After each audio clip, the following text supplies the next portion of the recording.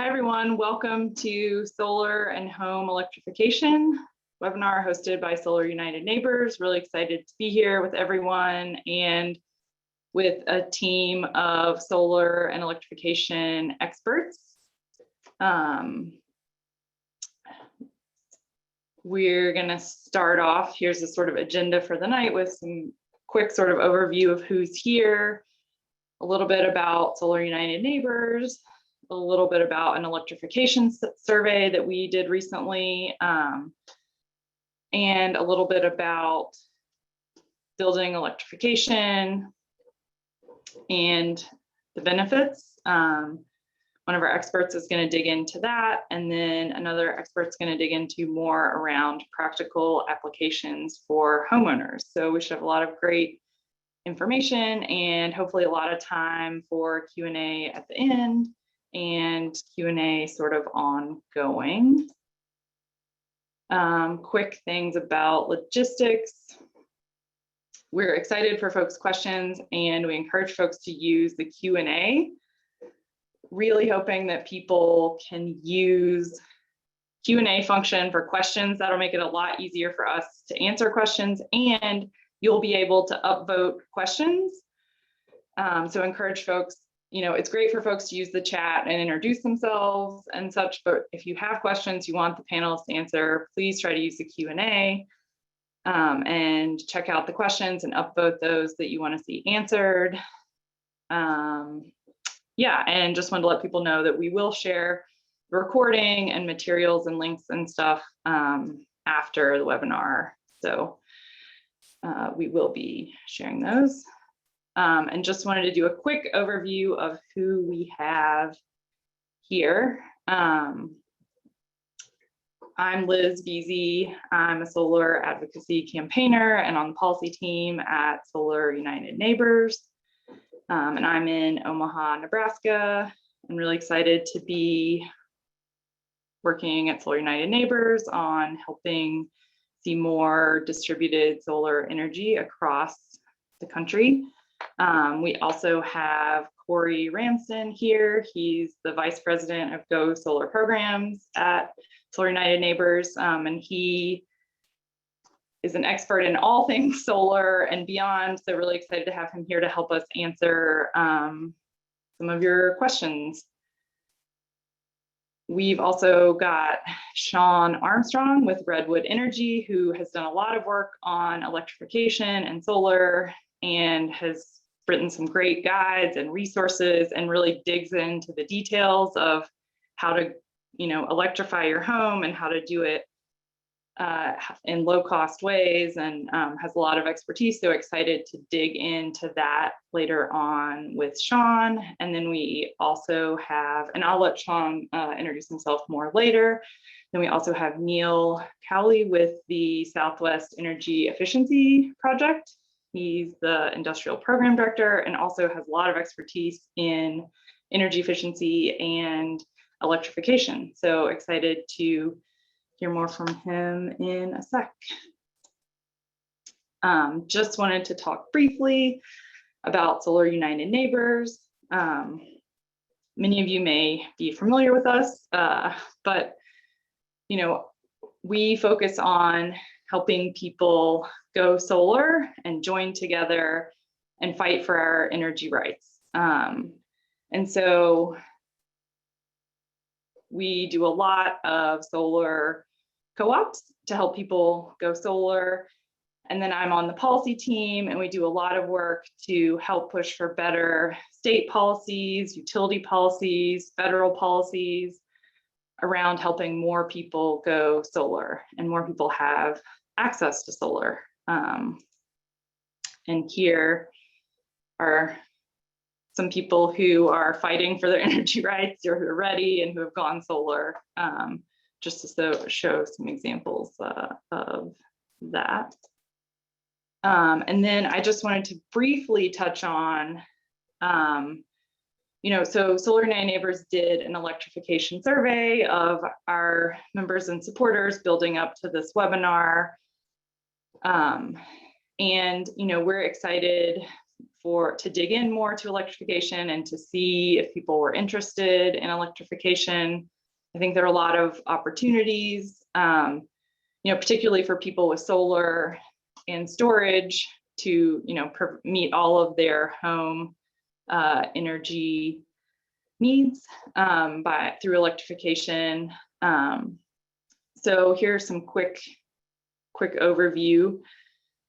27% of the around a little over 1,000 people who filled out our survey have made a switch from gas to electric. So a little over a quarter. 50% have an electric vehicle or a hybrid electric vehicle, and 61% of those have a charger for an electric vehicle. 65% of the folks who filled out the survey were solar homeowners. And then you can see here the percent of people with gas appliances. The most was a hot water, close was a furnace and stove. Some people had a gas dryer and other, and then a little over 30% did not have gas at all. So that's the percent of people currently with those appliances. And then in this slide, you can see the percent of people interested in electrifying. So there's a lot of interest in electrifying hot water, heaters, then furnaces and stoves and dryers. And there's about 35% of people not interested. And then I also have a graph here around health and safety concerns from using methane gas in the home. Only about a quarter of the people had concerns around that. So found that interesting. All right, I think that is it for me, and I'm gonna turn it over to Neil.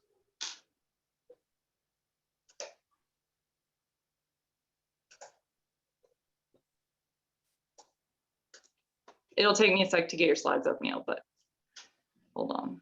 No worries.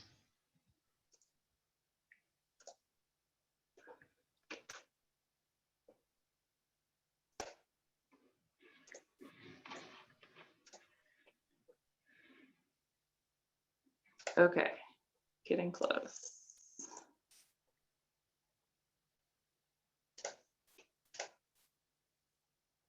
Yeah. All right. Thanks, Liz. I'm Neil Kolwey. I'm with the Southwest Energy Efficiency Project. Very happy to be here tonight. Go ahead, next slide. If you're not interested, or excuse me, if you're not familiar with SWEEP, we are a nonprofit.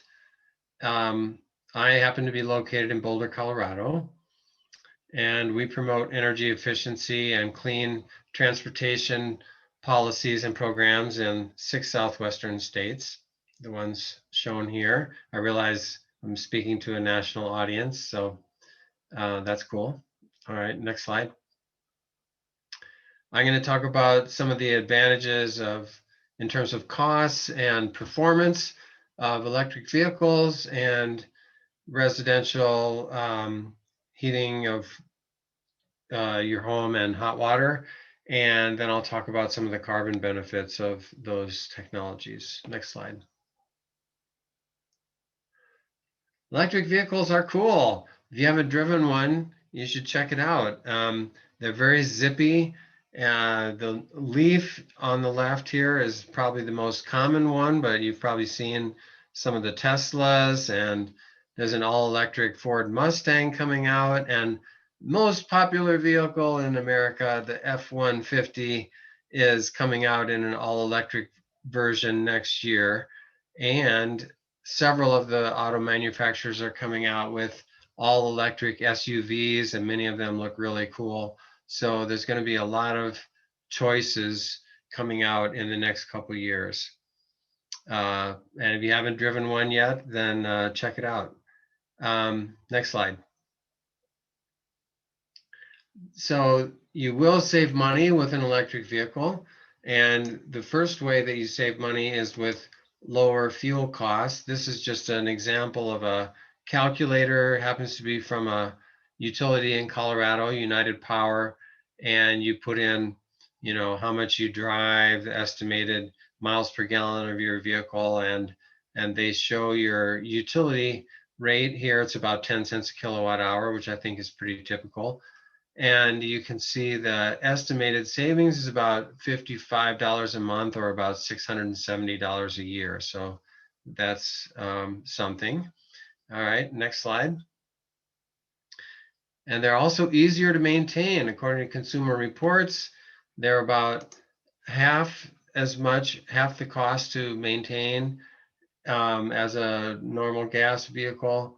And according to the data on the right from the New York City fleet, it's even much less than that, like $300 versus $1,400 a year for the gas vehicle. Okay, next slide. And if you put it all together, the total cost of ownership is also lower. In this analysis over a 5-year period, shows a Nissan Leaf versus a similar gas Nissan. And you can see the initial cost, the green V, is a little higher, even including the federal tax credit. But then with the savings of fuel and the maintenance costs, which we just discussed, you end up saving, in this case, $2,800 over the 5-year period, assuming that you're financing the vehicle. So, you know, it will vary with different vehicles. If you buy a very expensive Tesla, it's going to maybe be more, but this is a good example that you will actually save money typically with an electric vehicle versus a conventional one. Next slide. Okay, now let's talk about what we do in our homes. We heat them, and we heat hot water, and we cook stuff. And so starting with the heating, in case you're not familiar with heat pumps, they're like air conditioners. They're exactly the same as air conditioners in the summer. And in the winter, they just reverse, and they transfer heat from the outside air, even though it's cold, into the inside of the house. And they can be a ducted system like shown here, which goes with the same as your central air conditioning system, or there are ductless mini split systems, which are very efficient. Okay, next slide. Until like 5 years ago, we used to say, well, heat pumps work pretty well in the warmer climates, but they don't work that great in the colder ones. But now that's changed a lot. And there's something called a cold climate heat pump, and there's specifications for those, and they work very well at very cold temperatures. So a cold climate heat pump, which people recommend for climate zones 4 through 7, you can see in the map where that is. You get improved heat output at all the low temperatures, like below 20 degrees down to -5, for example, and you get efficient operation at all the temperatures between -5 and like 50.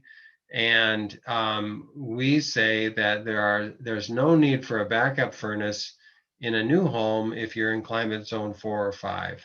If you're in cold climate like 6 or 7, then it's probably smarter in terms of your annual energy costs to consider a backup furnace. Sean's disagreeing, that's fine. We can debate that later. Okay, next slide. So overall benefits, well, you have your heating and air conditioning in one system.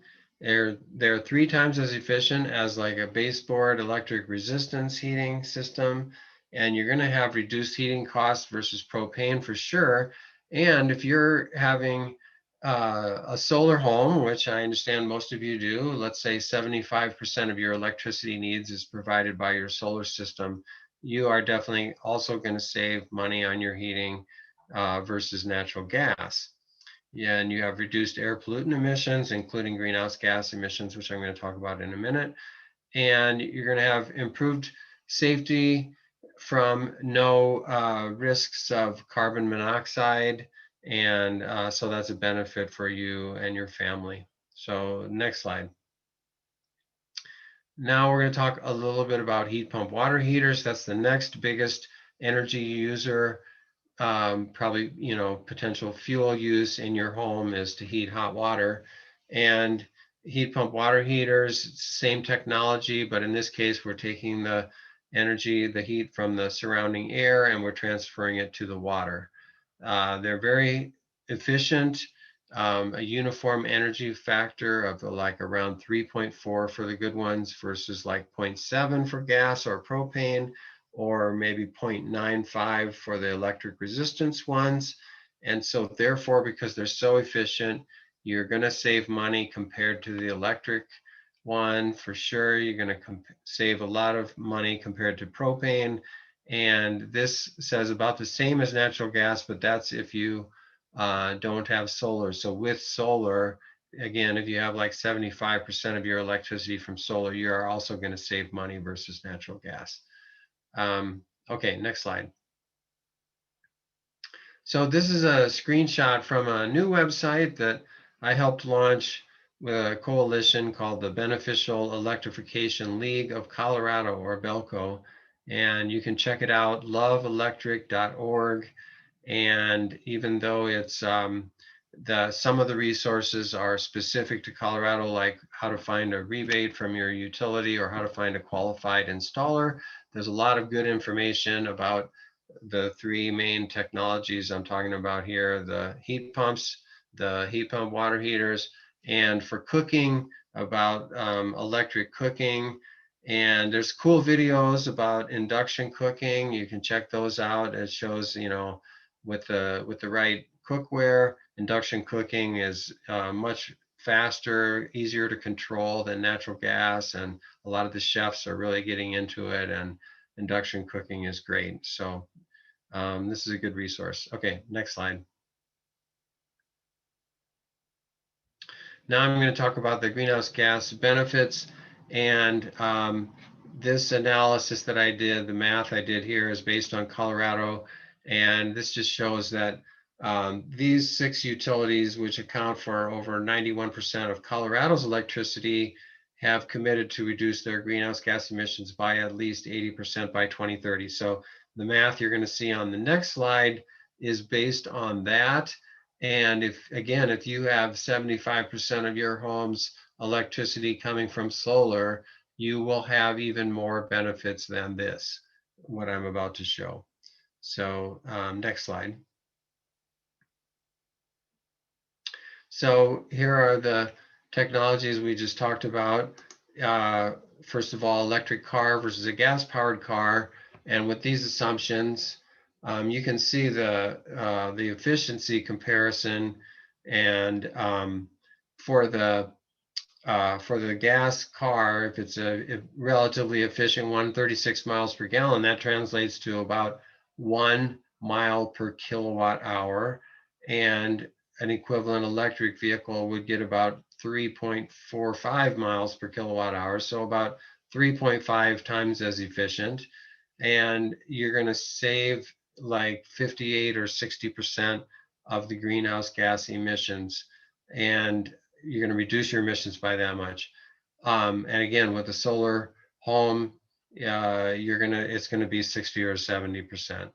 And similarly for the heat pump versus even an efficient natural gas furnace, here it's 43% improvement, and in your solar home, it's going to be 50 or 60% reduction.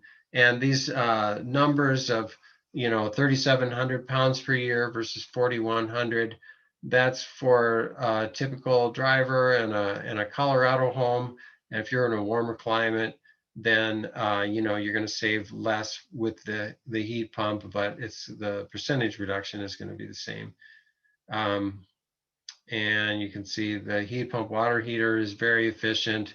You're going to get a high percentage of emission reductions by going to the heat pump water heater. Okay, next slide. To sum it up, Electric vehicles are cool. They're fun to drive. They'll save you money and they reduce your greenhouse gas emissions significantly. Heat pumps and heat pump water heaters were great. And they also offer cost savings and greenhouse gas emission benefits. I didn't talk too much about the health benefits of electric cooking. I think Sean's going to speak to that. And induction cooking works great. So that's another opportunity to consider. And that's all I have to say. My next slide is a thank you with my email, and I look forward to the Q&A.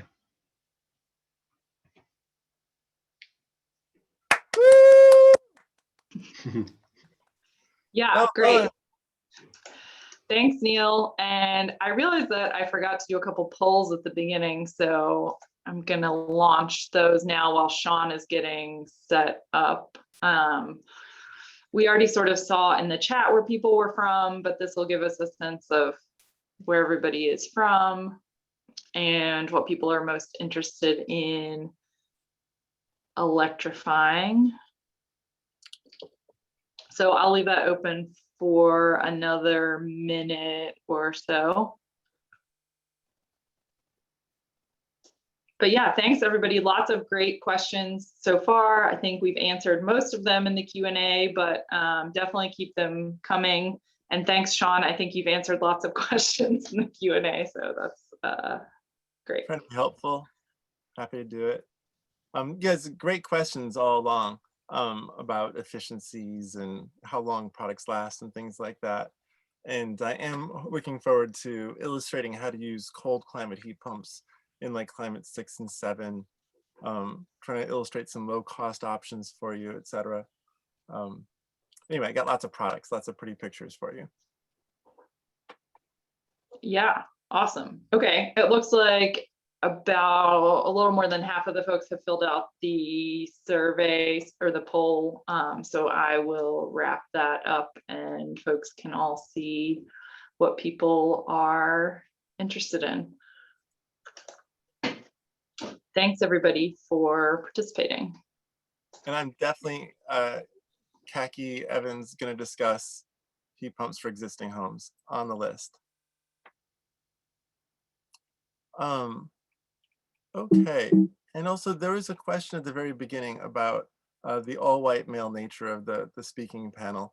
And I know in my own presentations, I've had to pay attention to that because it's pretty easy to settle into a rut of going out and finding the people that you know. And so a policy I've had for my conferences, I give a conference twice a year with about 25, 30 speakers, is I set up quotas, male and female is gonna be 50-50. I make sure that, California is a majority minority state. So I have to look at the question of like, are at least half the people speaking people of color, or am I part of systemic racism? Am I reinforcing it with the way I've organized this event? Because, there's brilliant people with all skin tans. So, so that's what I'm trying to do. And I encourage you all to think about how to make the world a better place. I know you're all here for that. But look at, there's our little poll. So 11% from Northeast, 26% from Mid-Atlantic. Nice cross section. Really, it's like quarters all the way across. No one from the Great Plains. Oh, glad to see people from some of the Southwest and the West and the South. The South, you guys are the leaders in electrification. Most interest in electrifying, looks like everything is half of the people. Excellent. Half of you, 43% electrified a vehicle. I just got mine a few weeks ago, a used EV Volkswagen's wonderful. My kids have finally stopped harassing me also. It's been part of it. And have you electrified an appliance in your home? 53% of you say yes. Awesome. On the path here. So is it all right if I start running with this, Liz? Yeah, go for it. All right. Hey, everybody. So first, I just want to let you know that I'm pulling a lot of this information from our most recent pocket guide to all electric retrofits of single family homes. You can find it on Redwood Energy's website. And so this is my quick background. I got trained in how to electrify homes at the Campus Center for Appropriate Technology at Humboldt State University starting in 1995. And at the time, our options were limited. We didn't really have heat pumps as a strategy in our minds. Not that they didn't exist in the United States, but really in California, it's been a petro state ever since its inception. And it's hard to realize that in other parts of the world, they've been putting in heat pumps, like the American South, which never stopped putting in heat pumps since the 50s. Anyway, started getting my training there. Worked as an affordable housing developer, like started a new company as a division. So learned lots about development and affordable housing through that process. And now I work on big projects. And so that's like the 500 unit one. It's beautiful, it's passive house, et cetera. But the real challenge is retrofitting the existing buildings. You know, that is the immediate, we need to do it now. Did you guys realize, you know, the Pine Island Glacier is melting much faster than possible? You know, like there's so much climate change going on right now. There's a real sense of urgency. I'm sure you all share it. So here's where to get booklets depending upon what your careers are. You know, if you're into single family homes, if you're into new construction, if you're into multifamily, at the website, there's also guides on commercial. If you want to reach out to me, I've got like industrial equipment, if you work in a brewery or things like that, ones we haven't published officially, but have these guides. And now we'll do a little story time. All right. Um, Electricity has been gaining ground ever since it was invented as a strategy, you know, like in the late 1800s when it really started to become a thing. But it got its government boost in 1935 with the Rural Electrification Administration because only 10% of America's farmers had electricity, whereas almost the inverse, about 90% of people who lived in the city by 1935 had electricity. Made huge differences in people's quality of life in the country, as well as their economic productivity, just to have light at night and be able to brood chickens and things like that, which we do in my house. We have turkeys that right now they're in the hooverator incubating, they hatch every few days, etc. Really wonderful to have electricity. Next chunk of it, the story is 53 to 63. Ronald Reagan is tapped to lead and uses both his charisma and his Hollywood acumen, because he really was well known in Hollywood. Even as a B-rate actor, he was able to get James Dean and Judy Garland, and the whole Brat Pack showed up, and everyone who was a hit in the 50s showed up at this television show, which was funded by 180 utilities and became the #3 television show in like 1956. It's just theater, literally, done in front of the camera, but they had all sorts of fun stuff. Your house, this all electric medallion I have here in my hand, I just got this as an antique. It's 80 bucks. It weighs a whole bunch. It's made out of brass. It's a total electric home medallion. And so they had everything. They had ashtrays, they had clocks on the wall, they had your door knocker, your doorbell, everything in this Live Better Electrically branded, Live Better Electrically, better living through electricity. They modified it a few times. So that succeeded as a marketing effort to show people how to build all electric homes. What were the technologies? What was the wiring standards? You know, thicker wires so you could have 240-volt appliances. People really wanted all the great kitchen appliances that came with electricity. And you need to wire for it so you didn't, you know, trip the circuit breakers. So the next step forward in electrification as a policy, because in 1993 is when, after we've had the oil embargo slow down from 73 to 93, that's when we didn't do electrification in the USA. But every other year since 1935 and beyond, we've been continually, as a percentage of who's using what amount of energy, we've increasingly electrified everything, stoves and dryers and water heaters and space heating. So here's Schwarzenegger signing the Global Warming Solutions Act of 2006. This called for complete electrification of residences by 2000 and 100% solar offset. We didn't get there by 2000, but we got mostly there. And another law that followed it is the 2007 Energy Independence Act. And this started funding within USDA Rural Development, the first all-electric government funded housing, 100% solar offset, rural housing. The USDA took this this bipartisan act, the last one we've had, the last real energy act that got Senate, got Democrats and Republicans on it. So that's what we've been doing as development consultants, is working with USDA rural development primarily and doing zero net energy buildings all over California, which is the #1 recipient of farm worker housing funding, as well as a lot of other types of affordable housing financing.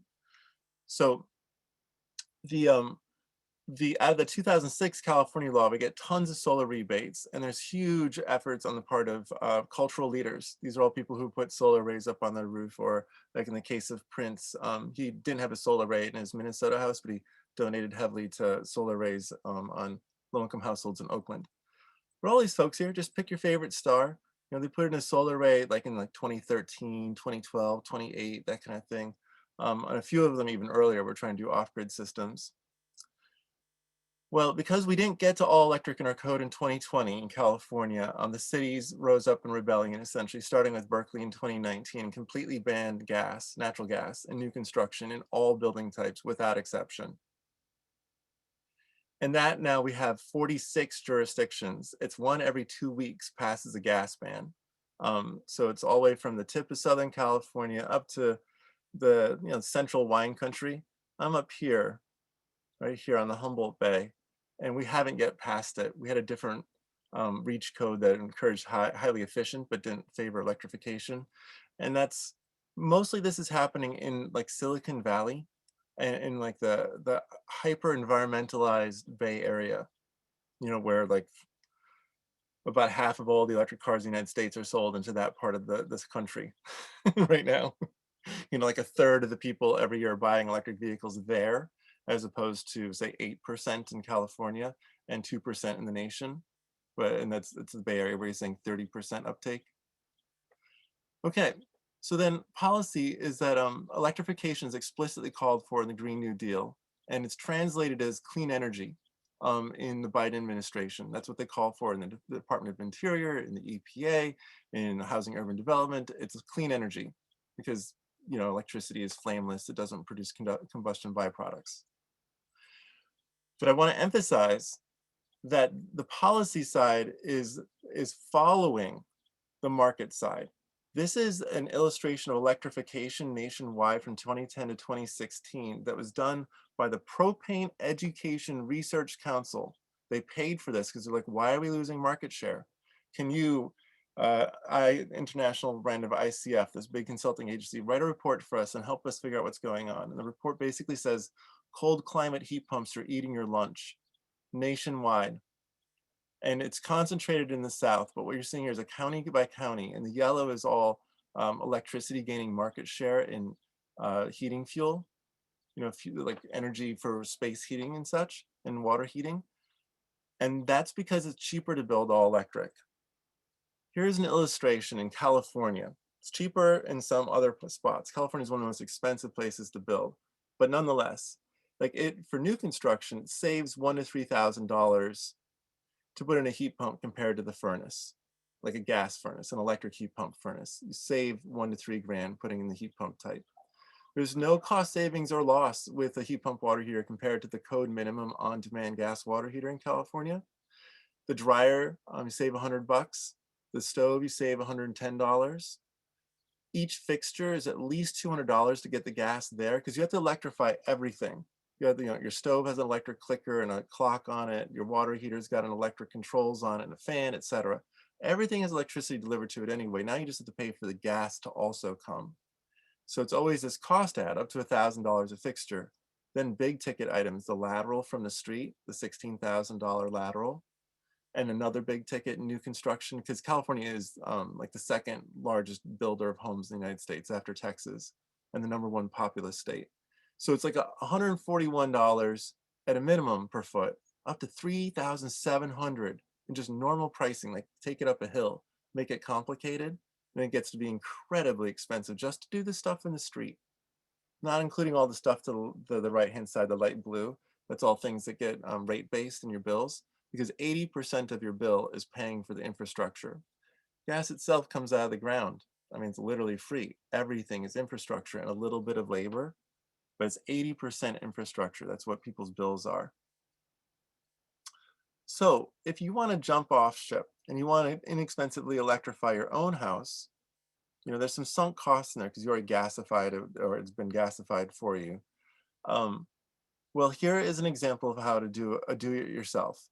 The person who did this, wonderful fellow, Tom, he is actually one of our co-authors on this booklet, and he's a former mechanical contractor who worked for the utilities for a long time. And so he said, hey, my do-it-yourself labor hours is I know how to do some simple stuff. I got a do-it-yourself model of Mr. Cool. This is a cold climate heat pump that can be just put together with hand tools. Comes pre-charged with refrigerant. It's designed, it's called a DIY model, right? And it's a really high performance heat pump for cold climates. So he put in this nice heat pump. He put in the heat pump water heater. He bought it, $1,200 is what they cost. And he says the cost here for pipe and fittings was $190 for materials and lunch for my buddy, his plumber friend. There you can see he has a window heat pump, a cheapo one. That's just for like one part of his house for a little bit of air conditioning here and there. But then he uses the mini split for most of it. And then his induction cooktop you see here, he knew how to put it in to cut the hole in the countertop. So the hours were about 45 hours. And the cost that he actually paid was about $6,400.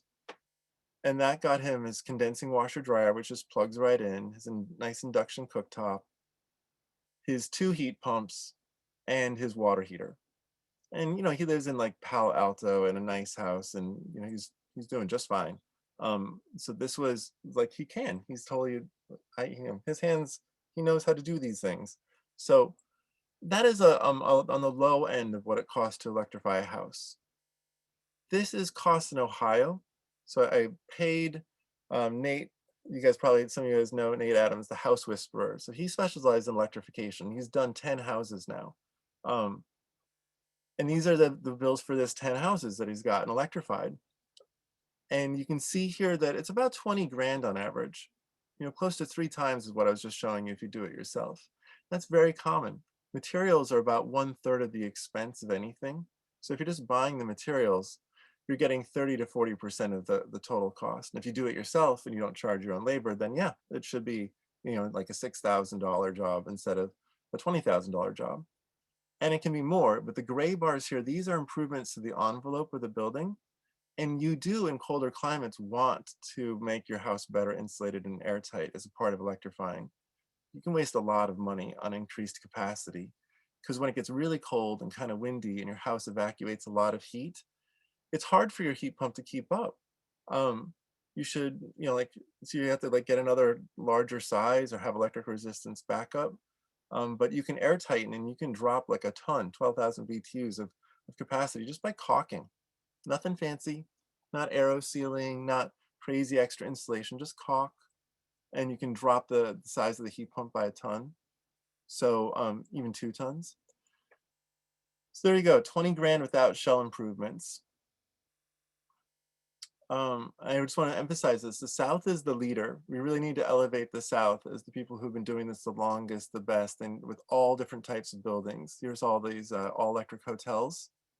Here's David Shell, he's utility specialist there, energy sales supervisor. He's like, in our territory, 100% of multifamily buildings are all electric, as are 60% of full service restaurants. We've had success selling Wendy's and McDonald's on electric cooking. Absolutely. Wendy's, McDonald's, all of them have all electric restaurants and gas electric hybrids. So depending upon where they are. And Florida has a high water table, which prevents them from putting in natural gas, because if it leaked underneath the water, it could explode catastrophically with like a large bubble of methane building up and then a leak, like a belch of it essentially, and then kaboom. So you just can't put in natural gas underwater or in high water table ground. So now I wanted to get you guys oriented around why you should really do this, not just the climate change, not just the fires. My mother-in-law, by the way, died in the 2017 Tubbs fire, the first of the really radical climate change induced fires here in California, the one in Santa Rosa. Very personal story, what climate change has done. But this is something that happens to everyone. Gas stoves have the same impact on people's lungs, on children particularly, as secondhand smoke, passive smoke. This is an Australian study. They've been real leaders on this, the building science of smoke in homes, as has Lawrence Berkeley National Laboratories. So cooking with gas can harm children. Just dozens and dozens of studies have shown this. And one of the things that is less well known, there's the nitrous oxides, which I'll mention in a moment, but it's the formaldehyde. That's the #1 source of formaldehyde in your life. It used to be the insulation in the walls until that was mostly banned in 2011. Now the #1 source is your gas stove. It makes formaldehyde.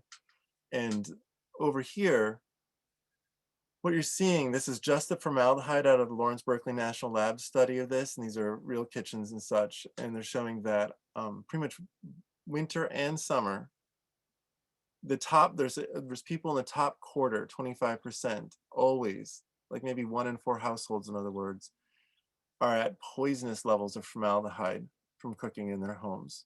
What formaldehyde does is it causes leukemia in kids and in pets, but leukemia is one of these really horrible diseases that kills kids quickly because it presents as flu and it's very fast acting, so kids can die within just weeks. I have a whole long slide deck of just illustrations of kids who died of leukemia, but I thought I'd spare you and just show you one person. But it's an epidemic. It's one of the kinds of kid cancer that's the most tragic. And I'll say it again, formaldehyde, right, causes it, and this is the #1 source of formaldehyde in your life, is your gas stove. It's as bad as secondhand cigarette smoke for kids' lungs. Here, I want to illustrate this. This is all field data on the left-hand side. On the right-hand side, dashed line, this is the legal limit for outdoor nitrogen dioxide. There's no place in the country that exceeds this federal limit because our Clean Air Act has worked its job and gotten our air cleaned up to below that standard, which used to be like everywhere was poisonous in 1981. Inside our kitchens, though, cooking on electric dish, you bet. Cooking on electric food keeps you below the standard, even though there's all this smoke coming off the oils that are cooking. But if you add the smoke that's coming off the gas stove, this is full-on smog. This is what we're seeing here is like one dish, a full meal, turning on the gas oven cleaning, but we're at like 3 times as much as legal outside and would cause smog and would fail that gas power plant in the community. Fail it. You know, it'd have to put in essentially everyone has put in filters. Dr. Brett Singer is saying, hey, if you add pollutants like nitrogen dioxide from gas stoves to the cooking emissions, it is a mixture of pollutants deserving of a name like smog. Because of the moisture, the humidity, as well as all of the brew of 340 chemicals that come off of gas combustion is bad for you. It's bad for your kids. It's bad for your pets. So I quickly electrified once figured that out. And this is what I have as my own. Like I have a 2-burner induction, this $140 one. I like it. It's kind of quiet, cooks all the food. I have a fast one, a single cooker. They plug in like appliances, and this is the cheap way. Not everyone wants to do this, but for me, I've used the space that I used to have for the big oven and range, like the fancy antique one they had there. I use it now for storage, which is helpful. And I still have this oven here. This is my oven, Oster. I'm just illustrating that you can completely electrify your kitchen now. If you're thinking, oh, I have a kid with asthma, or I myself, I smoked cigarettes for 20 years and I'm still feeling it whenever I cook food, because people who cook over gas stoves have 3 times as much heart attack symptoms, the home chef. If you're feeling it when you're cooking food and you want to immediately electrify, you can just plug the stuff in. But if you want to spend a little more money, for the rental market, it's $500 for apartments. For a home market, starts at $1,000 and goes up to, goes up to 22 grand if you want this AGA Classic, a brand that's been developed since the early days as an electric range since like 1910 or something.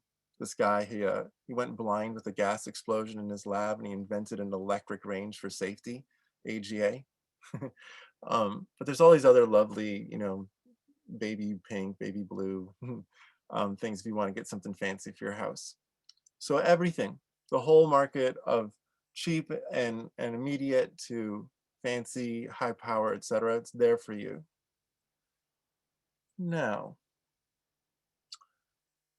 I reviewed a lot of the survey that many of you might have filled out prior to this. I saw hydronics as a big question.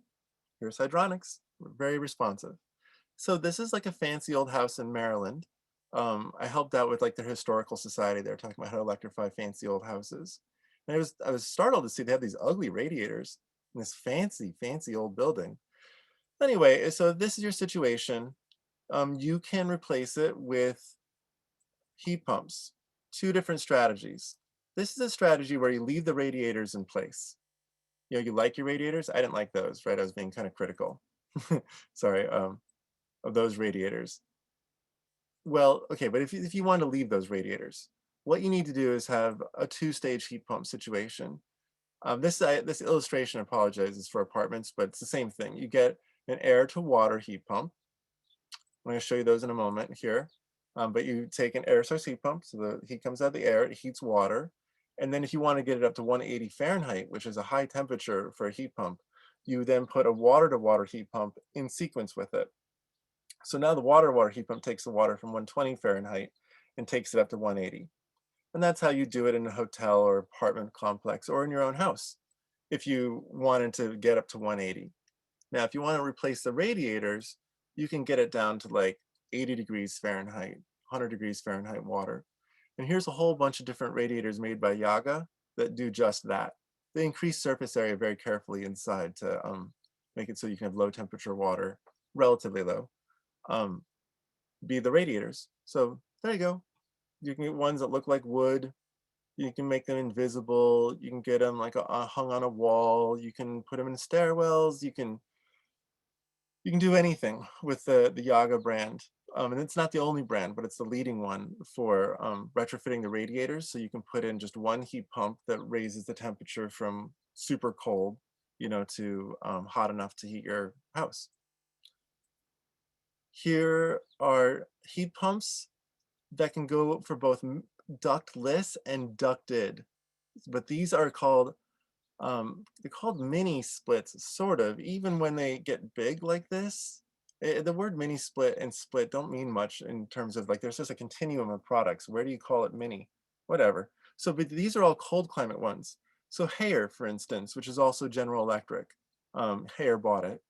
It goes to -31 Fahrenheit. So this is for like far northern Arctic areas. That's where they do their all electric homes with no electric resistance or furnace. Fujitsu, this is their -15 Fahrenheit model, -13 for Mitsubishi.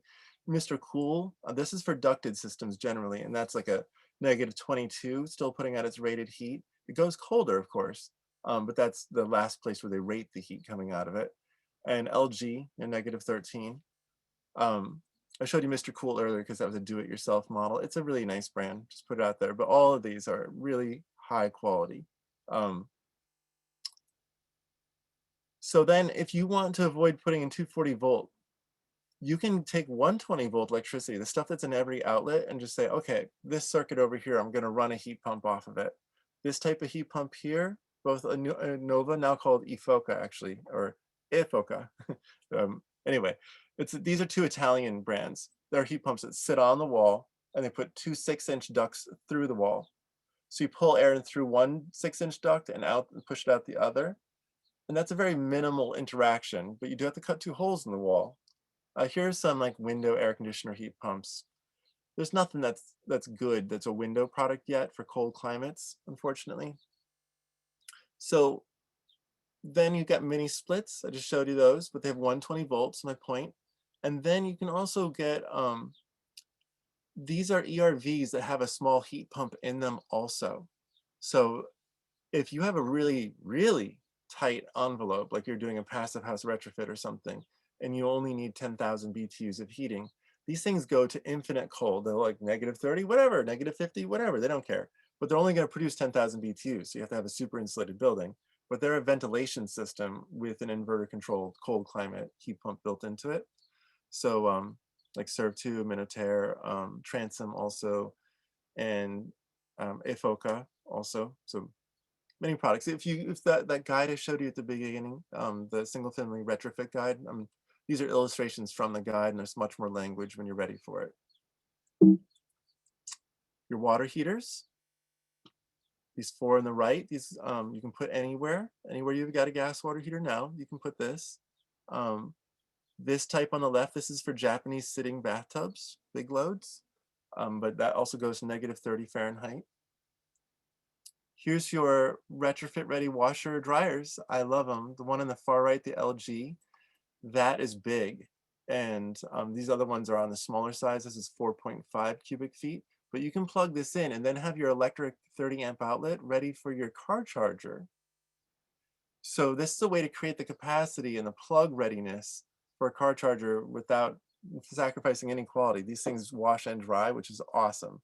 least in my family, because people argue about whose fault it was for leaving the laundry in the washer. Here are load sharing plugs. So this is a dryer outlet here, and this is a car charger, and this is going to a dryer.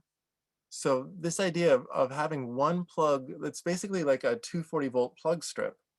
So this is a real example where this household, they took this 240-volt plug strip and they're running their water heater and their stove off of one, and then they're charging two cars, two Teslas, with one car charger. So or one plug, I should say. I might be running out of time. How am I doing, Liz? Yeah, if you could wrap it up Here we go. ASAP so we can go to Yeah. questions, but we could come back to your slides. My bad, of course. These are illustrations of how to wire your panel to do this, where you keep a 2,000 square foot house or a 3,000 square foot house on a 100 amp panel with all the luxuries. These are just examples of how to do that.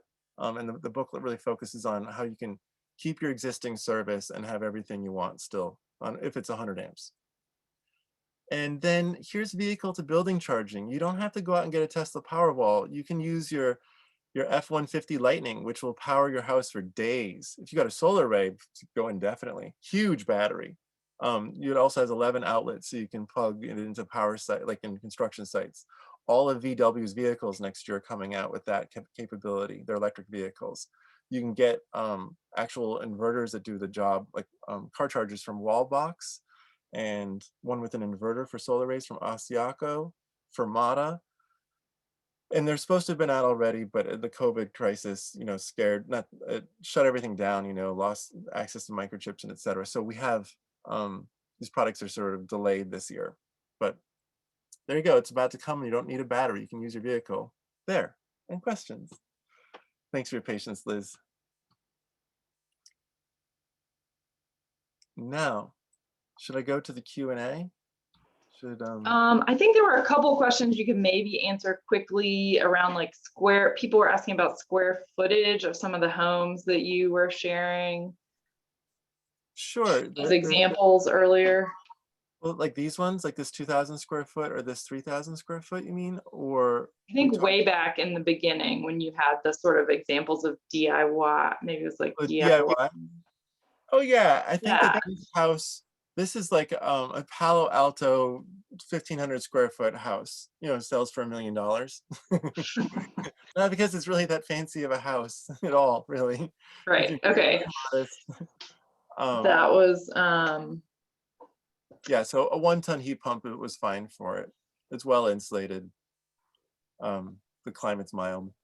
It's a cold climate one, so it keeps its heat production up. Here's one. There were a lot of questions about the radiators, and I think you answered that in your thing about the cascading heat pump. But someone said they live in Maryland. Can they find a contractor to help them keep their radiators and do that? Do you have any idea? Well, radiators need 160 to 180 degree Fahrenheit water, right? So it depends upon your energy costs, because you could raise that water to 140 Fahrenheit with an existing heat pump from Airmec, for instance, and then use store it in an electric resistance tank where there's an element there that raises it up to 160 Fahrenheit in the next 20 degrees. And there's your 2-stage. You just have 20 degrees of that lift being done by electric resistance, so you can keep the boilers. And so you get most of the work done by the heat pump and some of it done by electric resistance. But that's the inexpensive way to get the job done. To then pair a heat pump with a heat pump, you need to work with, I would argue, Kolmac. I don't have it here, but Colmac. Kolmac does this. They make cascading heat pumps that go from air, so at a cold temperature, air to water, and then water to water. And you can get a 5-ton model, which would be enough for your old house in a cold climate situation. So there's a 5-ton air to water, and then your 5-ton water to water heat pump to concentrate the heat. Or maybe it's not through 5 tons, it might be whatever. But anyway, that's your 2 choices. You can be efficient the whole way with 2 heat pumps from Kolmac, or you can choose a variety of different heat pumps and then lift it with electric resistance. You could go to Transom. They're out of Canada, and they haven't been super responsive when I've sent people to them. So Kolmac is in Eastern Washington and is responsive. Thanks for that. One person had a question about the most important questions to ask an electrician about whole home electric infrastructure. If we're switching from gas to induction cooking in the short term and full electrification in the long term. They have a townhouse with limited solar panel potential. Well, we have what's called a watt diet calculator on the same research page here. So this is going to be geeky, but I'm just going to tell you, on our research page, when you scroll down, you'll find we have a calculator for what is the amount of power that your house needs. And if you get a new service, that's fine. If you go from 100 amps to 200 amps service, the wire to your house, it gets thicker physically and you have a new panel inside. It's just that it costs you like $600 to $4,000. If you're asking your electrician, do I need an electric service upgrade? And they just say like, yeah, you do. Then you could say like, well, I really want to avoid it. So I have this booklet here on all the power conserving devices. And then I've got this watt diet calculator. It's how you do the National Electrical Code. They call it hand calcs. So I need you to do a hand calc. I have an Excel spreadsheet if you want to do it with that. Like whatever, you're going to ask this electrician to try to help you avoid that upgrade. And if you can't, you can't. You know, if you have to go to 200 amps, so be it. But this booklet explains the technologies, including like those 240 volt plug strips, so to speak, that can keep you from doing that. So beyond that, your electrician, well, like I mentioned, you don't have to put in a 240 volt electrical wire to your heat pump for your space heating system or for your domestic hot water shortly. 120 volt water heaters are coming out. They're not here yet, but I showed you here. Rheem, A.O. Smith are both coming out with 120 volt heat pump water heaters for fast retrofits this year. So let's say you're planning a 2022 retrofit for a moment. Then you're going to have a Rheem or an A.O. Smith or a General Electric heat pump water heater that just plugs into any outlet in your house. So you just have to deal with like, well, you want to get warm air to this thing and get rid of the cold air someplace. And you have condensate because it dehumidifies the air. So where's the drippy wetness go? But at least you don't have to do the rewiring. To answer your question about the electrician, that's the most important thing is, can we avoid a service upgrade?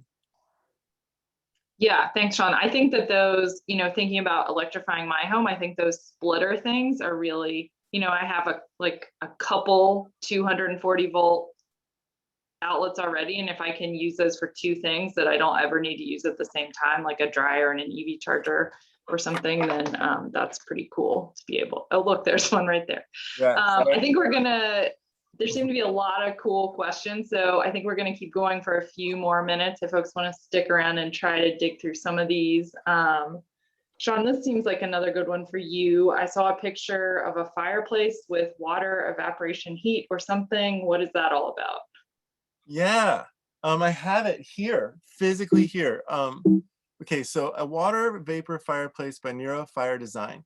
So Optimist, so it's spelled O-P-T, like Optimist, M-Y-S-T, whatever. Optimist is one of the two main manufacturers. And I can't remember the other one. I think it's A Firewater, I think. They have an ultrasound. It makes mist. They light it with LEDs. It looks just like fire. Like you stick your hands in it, you think you're gonna burn yourself. It's like having like virtual reality goggles on or something. It's just like what you think it looks like, but it isn't. And so it doesn't require venting, and it can be 120 volts. I just bought my like log fireplace set and the thing underneath it, and that was about $1,400 all told. If I'd bought a fireplace, it would have cost $2,000. And then another like $2,000 for the chimney if I want to put in a double wall chimney, and then I have to install it and blah, blah, blah, blah, blah. So this is cheap and it looks beautiful. And you can actually sort of play with it if you're just like having a fun time. Like your fingers, kids can stick your fingers into it, even though it looks like fire. They shouldn't do it if it's not that, of course. But yeah, I think they're an inexpensive, lovely thing. And you just want to find the ones that are actually doing it, because they try to push you towards the ones that just have fancy light displays that don't look like fire, but this does.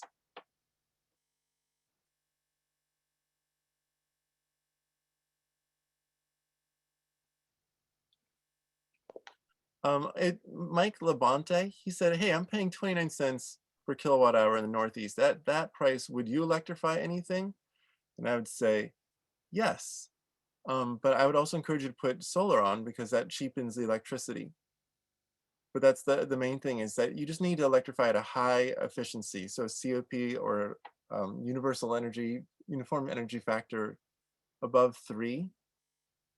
If you can get your things, like if you get a single speed heat pump for your HVAC system, not a good idea. If you get one that has electric resistance in the wintertime for backup, not a very good idea. You want to get a Mr. Cool, as an example, heat pump that does the inverter controlled compressor all the way down to negative freaking super duper cold, right? And that one is going to keep your bills low, lower than natural gas in the wintertime. But so you need to invest in the right heat pump, than one of these, like, really cold temperature heat pumps, so that you don't have to use electric resistance, because that triples essentially the electricity use to get the same heating work done in the wintertime. So this is the less expensive way to do that job, is to invest in an inverter only heat pump, no electric backup, no resistance backup. Eric wants to know, what about tankless water heaters versus a heat pump? Tankless water heaters use 4 times as much electricity as a tank heat pump. The tank heat pump uses a really efficient little compressor that doesn't produce very much hot water at any given moment, like a quarter of a gallon a minute. So not enough to take a shower with. But if you store it, then you have enough hot water there for many showers. So if you go to electric resistance, you've quadrupled your energy bill. And maybe you're working on decarbonized electricity, and more power to you. But it is also a high energy spike, which means that the whole grid, if everyone did that, the whole grid would have to have a very large threshold of wasted energy, because we'd be anticipating these big spikes, which is why we're trying to move to non-electric resistance heat pump water heaters, is because it turns out in an all electric home, the biggest spikes, which are like 4 times larger than anything else, is the water heater with its 30 amp electric resistance backup. And so you see this very moderate energy use from a power perspective over the day, and then boom, the water heater happens. And boom, it does it again in the evening. And like the grid has to absorb all of that huge spike as an anticipated load. So not a long-term solution, which is why we're moving to 120 volt heat pump only, high temperature, like 140, 160 stored hot water. It delivers at 120, but it's stored at a very hot temperature, so we can use a very efficient small compressor and store the water, as opposed to doing on demands. But unfortunately, it does take up more room. In 5 years, we might have a phase change water heater that has a plastic paraffin kind of block that stores the heat. You just run cold water through it with a little heat pump attached. It'll take 1/3 as much room, but that's not now. That's like Department of Energy research right now. That's exciting. There are still lots of questions. I don't know if other panelists want to elevate any of them. Emmy once asked, how do people get around the challenge of the heat pump going out with a power outage, only 50% solar offset on our home? I think that the electric vehicle backup is the smartest way to go. And that's something that we can do this year while you're thinking about electrifying your home, is to get an electric vehicle, even a used one, that you only drive for 30 miles, is a huge battery. A Tesla Powerwall is 13 kilowatt hours. And you can get like a $7,000 electric used car, at least in California, that has 20 kilowatt hours still on it for $7,000, and just roll it up to your house and use it as a battery. Don't even drive it. It's the cheapest way to get a battery. But I think that's, for the cost sensitive, doing electric vehicle backup is the cost effective way. Well, and Sean, to do that, you would have to have a special charger that allowed that to happen. All the chargers don't do that now, or do they? Right. No, you have to have special chargers. So it comes with the F-150 next year. It comes standard with all the Volkswagen models next year. And Wallbox out of Spain has it coming out this year, supposedly. Fermata, Nuve, and Asiaco. We're all like, this year, I promise, but here it is, June.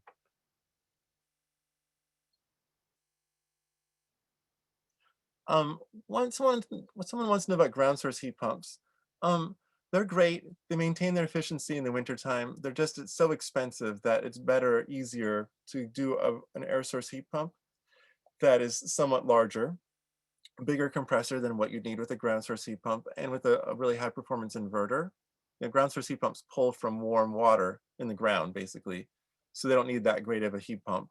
But if you're doing air source and it gets cold out and you still have to produce heat, you need a high performance air source heat pump, a cold climate one. So my thought is like ground source heat pumps are great if you got some money, and some you don't even need space, just some money. But if an air source heat pump installation is 10 grand to 15 grand and a ground source heat pump is 15 grand to 45 grand, um, those are the numbers you should be thinking about and what your own budget is. Then, um, Sean, there's a question. This is Corey. There's a question here, sort of early on in the presentation about financing. It's specifically asking about a federal credit union, but we're just wondering if you can speak a little bit to any advice you have on packaging these things up so you can afford them, stretch them out, pay for them all, and what you would recommend there. well, it is, I mean, there's a big expose on PACE, but PACE still exists. But like you can watch John Oliver's 30 minutes on it this last week, and it's excellent. And it's been a well identified issue in California of the potentially exploitive nature of PACE. But while it's legal and it's here, it's a property assessed um, way to raise money. And that then your next step is you can go to your banks, your local banks, but you're pretty much just paying it off, showing them that you have the ability to pay. They don't really trust energy savings at the bank. There's a 2012 Swiss bank study that says no more than 50% of energy efficiency savings should be credited with a loan. And that's if the bank is willing to even give you any credit for it. So there's not a lot of financial loan-like support for home electrification or energy-based improvements. There's some little niche products here and there you might find, but that's kind of the bad news, which is why I try to focus on low cost solutions for do it yourself or thinking about managing your budget or doing it one thing at a time. I spent multiple years electrifying my house. It was only when I had an explosive gas leak in my front yard and my mother-in-law had died in the Tubbs fire that I was like, I'm going to spend a bunch of money I don't have right now. I'm just pulling the plug on the gas. Done. End of it. So, maybe put yourself on a 5-year plan, or acknowledge that the Biden administration is trying to work on clean energy in every which way they can. But if you're a high income household, you have less access to the resources, then they're going to be focusing on lower income households. So we'll see. Your utilities are now shifting towards electrification oriented rebates. You might, depending upon where you are, you're going to start seeing that heat pumps get larger and larger incentives.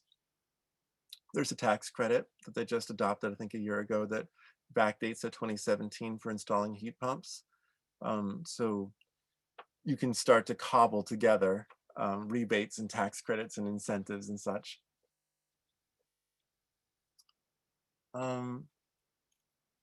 People want to talk about solar hot water. I just briefly say that solar hot water costs $4,000 to $10,000 to install in a house. It can be more than that, but it's at least that much.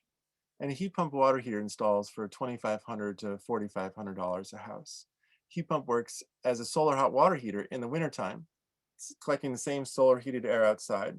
It's always working with solar heated air, winter and summer. Its efficiency goes to the roof in the summer and it dies in the winter. Whereas solar hot water panels, it goes to the roof during the summer and dies, period, in the wintertime because it uses a low performance refrigerant and doesn't use phase change to store heat. And it doesn't super chill a liquid to go out there. It just, the same propylene glycol just stops working in the wintertime. A solar hot water heater is almost the exact same thing as a heat pump, except that it doesn't go through gas and liquid. And in that process of chilling and heating and gas and liquid is how the heat pump extracts even more heat from the outside. My point is that heat pump water heaters and heat pumps generally are cost effective compared to a solar thermal system because they're just way more advanced at doing the same job. So put in PV and your electrification strategy, don't spend a bunch of money on solar thermal, even though it's awesome during the summer, because solar heat pump water heaters. Quick cost effectiveness conversation there. A good point, Joannis, about how factory sealed heat pumps have 1,000th the refrigerant leakage that you have field installed, and I'm a big fan of packaged terminal heat pumps as a consequence. I push these Olympias and these Innova Efocas in my new construction and in retrofits. I think this is the least expensive way to do it. And the least amount of do-it-yourselfness, because you just plug into a 120-volt outlet and you have to drill 2 holes through your wall. But it's $2,000 to purchase, $3,000 if it's retail, $2,000 at the like wholesale, installing a whole bunch of them level. $3,000 to purchase, $200 to $1,200 to install. And it's a 1 ton, and it's cold climate and doesn't leak. Okay, Albert Nunez wants to know about low CO2 refrigerants like R32. R32 is a fossil fuel type refrigerant. It's about 675 in the global warming potential compared to say 1800 for the standard refrigerants we're looking at here. And so is 1/3. The lowest global warming potentials are propane and CO2 at 4 and 1 respectively. CO2 works well for water heating, not so well for space heating. Propane works fairly well for space heating. So what we're seeing in California is that by 2023, these high global warming potential refrigerants that are in all these products that you see here are going to have to be phased out. And that is going to dramatically change the nation's access to heat pumps also. It's a big deal is that they have to phase out by 2023 most of these refrigerants that you're seeing in these machines. And R32 will be one of the replacements because it's ready. And propane won't yet because while it's being used all over Europe, our UL listing is somewhat influenced by business interests, and Dow Chemical doesn't, everyone can use propane. You can just go get propane, right?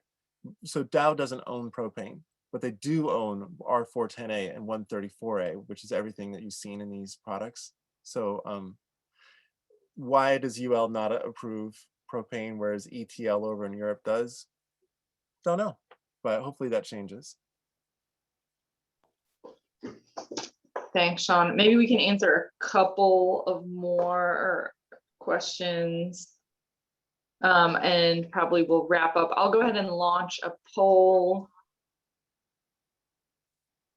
I think there's a question about a window ERV for small, tight apartments. I'm not even.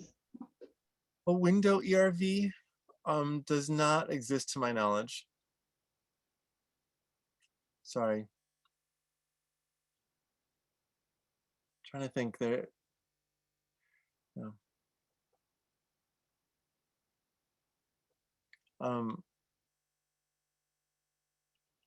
Jim Beck and others wanted to know where to go find contractors, and I think that our air conditioner contractors can do any HVAC heat pump, and your plumbers who can know how to do electric resistance water heaters. A heat pump water heater is just an electric resistance water heater with a compressor on it. So it does have to deal with condensate, but the plumbers know how to do condensate drains and nothing fancy about it. So the hassle with the heat pump water heater is getting an electrician there also to do the 240-volt line, which is why I'm into like 120-volt products that are coming out any day now, just to make it easy for us. Cool. Well, I guess we'll wrap it up there, but thanks everyone. Lots of really great questions. I'll keep the poll open for a second, and then I have like one slide that I'll maybe try to share. All right, okay.